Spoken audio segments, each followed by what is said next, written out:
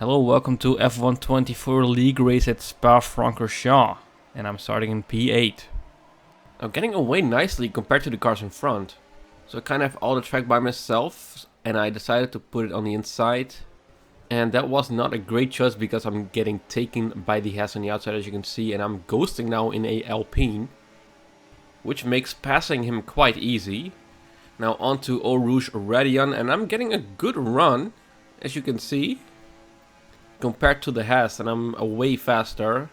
I'm about to pass him, and I'm now ahead, but now it's a matter of staying ahead. So I decided to brake late, which was a terrible idea. Went wide. He has back the position now, even the Alpine, and I gain it back and then I lose it again. So not a great first lap. So as you may have noticed about the new game, they finally refreshed the Spa track. It had been the same for a long time, so now they finally caught up to real life. And it's actually gotten quite a bit trickier, the track, because you cannot take as much curb, making the window of operation a bit tighter, as I'm now having a run onto the Haas but cannot stick it on the inside just yet. So driving the track is definitely a bit of a different experience, although I do like it. And now again, getting a run onto the Haas and Stavelo, but running out of battery, so I decided to ditch this overtaking attempt. Okay, in the second lap, DRS enabled, and the McLaren after me decided to just fully send it. In my defense, putting the car in the middle, not really effective as he's already passed me. But onto the P5 path chicane, I make the same mistake as him. I can already notice that I'm faster in the infield. So getting DRS in the third lap, back again on the McLaren, and easily passing him, as if he's not there. And I'm also faster than the Haas, as I'm getting through Radion, which this year is actually quite a bit more challenging, because of the tighter line. Now I'm getting in the slipstream of the Haas, so I can already see not gonna put it next to him. So I decided to wait one more lap. But now the important thing is that the Haas should stay in the DRS of the cars in front of him. So now going downhill, and as you can see in this turn, I'm just way faster than this Haas. But only in lap 6 I managed to actually get a great run onto him. So this overtaking attempt already kind of started in turn 1. Now I have a great momentum onto him. So very quickly already passed him, and also getting into the DRS of the cars in front. And Mercedes very much struggling already on his soft tire, as you can see. Drifting the lap away. And at the end of the lap, again, he struggles nicely with his tires, enabling me to already get past him. So now I'm nicely into the DRS of the cars in P5 and P6. And they're now fighting ahead, making me able to stay nice and close. And in sector 2, the cars in front battling. And the reason why they're battling is that the Visa Cash App in P5 has a soft tire, which, as we saw with the Mercedes, is at the end of its life cycle. So for the next turn, I turned in a bit early, catching some of the curb, destabilizing my car, but I did save it. But in the process lost a position again to the Haas, which funnily enough I'm about to actually take back.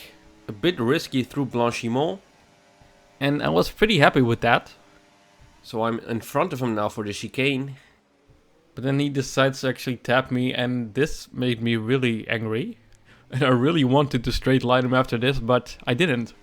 So now all the way I have to try again, heading into lap 8, with 2 seconds to the Haas. 1.9 seconds. And in lap 10, already getting into the DRS again, and easily passing him back just one more time, giving him a little bit of a nudge. And in lap 11, heading into the pits for the hard tire. And in my outlap, an accident happened between the Alpine and the Visa Cash App, bringing out a safety car. Yellow flag. Safety car, safety car. So getting lucky again after my bad luck. So I went back to the pits for new mediums. And then at the end of lap 14, getting a restart and As always, I'm really slow on the restart. So create a gap of 6/10, which is not terrible, but it's just not great. No need to worry about the tyre condition for now. Everything's looking good. But what is nice now is that I don't have any very slow people in front. So it's just a matter of hanging into the DRS of the car in front. And then already I should be able to take a position because of the time penalty that the Mercedes has in front of me. Okay, the stewards have now enabled DRS. DRS is now online. So for me it's quite good that DRS gets enabled after 1 lap. Because after 2 laps I think I would have gotten a gap of over a second. And now I'm already getting DRS, which gains some useful lap time. And at the chicane, all 4 cars in front are close together. So I'm just gonna sit behind, watch, see if there are opportunities coming as the guys in front are battling.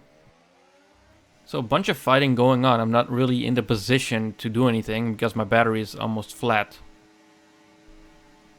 But I'm surely going to get 1 position as long as I can stay in the 3 seconds of the Mercedes, obviously. So that's an easy position. But I'm glad that I'm close to the guys that are just a bit faster, as opposed to in the first stint of this race. Now able to follow the leaders of the race, which is obviously a bit better. So as you can see, every lap when I'm on Camel Straight, my battery is empty. And that's just because I have to push to even stay in their DRS. So they're clearly faster. But because they battle, they obviously lose time, which is good for me. I'm not getting my only track limit warning there of this race. Now in lap 20, they actually are ahead so much that I'm not even in DRS anymore. Although at this point I am not. But because they go side to side, obviously they lose time, even one goes off track. I'm now perfectly right behind them again. Now going into lap 21 through Lassur's hairpin. Having a good exit, not even great, but good enough. And let's go flat through Eau Rouge Radion and already catching up a little, as you can see. Closing and closing on these 2 cars. Let's see if I can take the Mercedes, which I thought let's not do it. Because if his car is in front of me, then I can get DRS for the next lap to defend from the Aston Martin behind. Okay, now heading into the final lap with the Aston Martin behind. So I thought it was going to be exciting. But then he lost his car, losing out on DRS. So he's not forming a threat anymore as I'm right behind a Mercedes. And driving past him very easily. So then I saw that the leader of the race actually has a 3-second time penalty. But I know this guy is just way too quick. So I didn't have much faith in getting that position. So at the end of the lap, that gap to the leader has gone up to 4.4 instead of 3.9. Now the Mercedes on my inside trying it on the chicane, but can really easily fend that off. So now finishing P3. That's fun. Thank you for watching, hope you enjoyed.